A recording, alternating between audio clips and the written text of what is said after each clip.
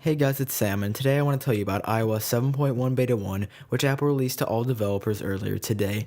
Now, unfortunately, this is a beta, guys, so you can't get it on your devices unless you are an iOS developer. Like myself, I develop applications for iOS, which I'll have something to show you guys in a little bit relating to an app that I created, but anyway, that's to come later.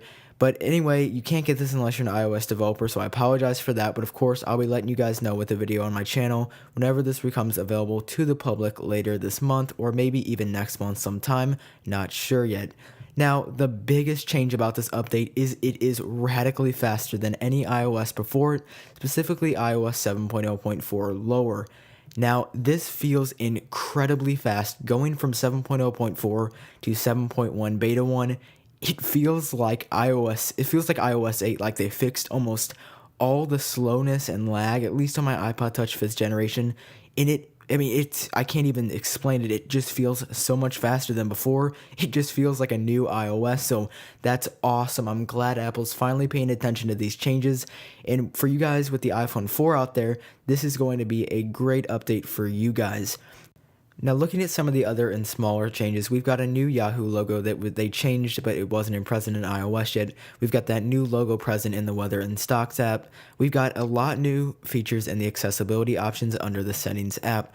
We've got a new darken colors option, a new use dark keyboard option, and then we finally got an enableable text setting, which was always present in iOS before, but now we don't have to restart our device, which could be a lengthy process depending on how old your device was. So that's great to see that they've changed that without having to restart. Now, also kind of small, we have a new Flickr icon.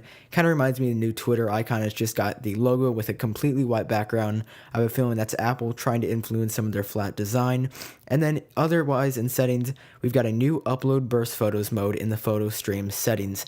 Now, basically, this is just uploading all of those pictures that you take in burst mode on your iPhone 5S. So if you don't have an iPhone 5S, this feature will not apply to you. Now, this may be a good thing because it will upload all your photos to PhotoStream. However, it may not be so good because that takes a lot of megabytes and gigabytes even if you just took a ton of pictures using burst mode. And that may take up a ton of space on your PhotoStream. So it'll be good that you have those photos, but it may not be a plus. I've currently got it disabled on my iPhone. I'm going to leave it disabled just because I don't want to take up so much space. Now, we've got some other small UI tweaks, and the one that I've noticed the most is in Notification Center. If you scroll over to all and you have no notifications, you've got a new no notifications. It doesn't say no missed notifications, it just says no notifications. And then that takes me to my next part in Notification Center. When you're swiping, you've got this really nice looking new animation. The other one was way too fast. I feel like this one just looks so much nice, adds so much more personalization to the iOS experience.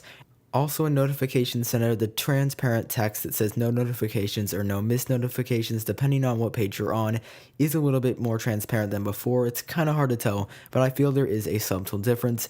And then when you're clicking the X next to a notification, the X is slightly different than before. Now, the last change in this update is also on the iPhone 5S. After you've scanned the wrong print the wrong amount of times with Touch ID, or you've restarted your device, you're going to have to enter your passcode. You've got a new dialog that says Touch ID does not recognize your fingerprint because I have scanned my finger the wrong amount of times. So once again, that's just a small change, but I thought you guys might be interested. So those are all the changes that we've dug through and discovered so far on iOS 7.1 Beta 1. If you're interested in more, make sure you keep checking my channel, and if you're not subscribed, I would highly recommend to, because I will be letting you guys know on all this cool pre-release stuff and letting you guys know what to expect in software that's upcoming. So I hope you enjoyed this video, hopefully you learned something, and I'll catch you guys in the next one.